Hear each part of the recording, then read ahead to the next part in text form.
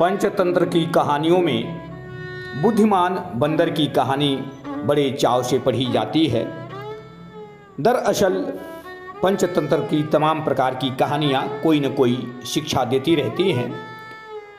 बताया जाता है कि किसी नदी के किनारे जामुन के वृक्ष पर एक बंदर रहता था और वह जामुन खाकर के अपना जीवन यापन करता था।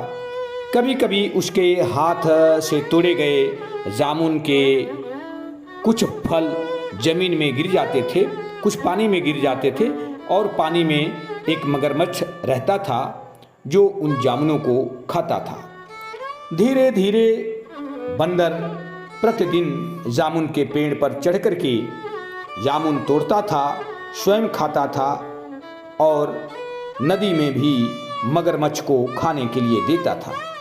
मगरमच्छ उस जामुन को खाकर के बहुत आनंदित होता था और धीरे धीरे दोनों की दोस्ती बड़ी प्रगाढ़ हो गई। दोनों घंटों बातचीत किया करते थे। दरअसल बंदर घड़ियाल को, मगरमच्छ को जामुन देता था। एक दिन की बात है कि मगरमच्छ ने अपनी पत्नी से कहा कि जो मैं जामुन लाता हूँ उसे एक बंदर देता है। मगरमच्छ की पत्नी ने उस जामुन को खाकर के कहा कि स्वामी, यह जामुन इतना स्वादिष्ट है तो सोचिए उस बंदर का कलेजा अर्थात हृदय कितना स्वादिष्ट होगा। आप उसे छल पूर्वक उसको लेकर के आइए, हम लोग उसका कलेजा खाएंगे। इसके बाद मगरमच्छ ने बहुत मना किया, लेकिन फिर भी वो गया और बंदर से कहा कि मेरी पत्नी जन्मदिन मना रही है और आपको बुला रही है, वहाँ बहुत अच्छा व्यंजन मिलेगा।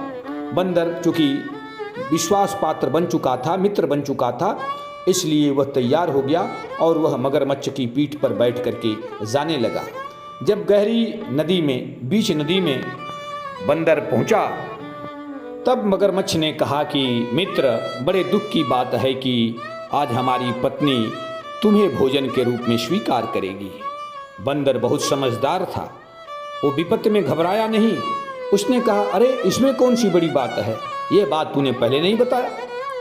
मैंने अपना हृदय तो उस पेड़ पर ही छोड़कर चला आया, चलो चलो चलो।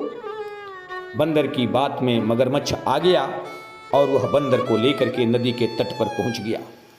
कुछ ही दूर था, बंदर उछल करके वृक्ष पर चला गया और उसने जोर से कहा, अरे मूर्ख, तुमको पता नहीं है कि जीवों में सिर्फ एक ही हृदय होता है और वो उसके साथ रहता है। तूने मित्रता के नाम पर छल किया है, इसलिए अब तुम मेरे मित्र होने के लायक नहीं है। अब तुम कभी अपना मुंह यहाँ मत दिखाना।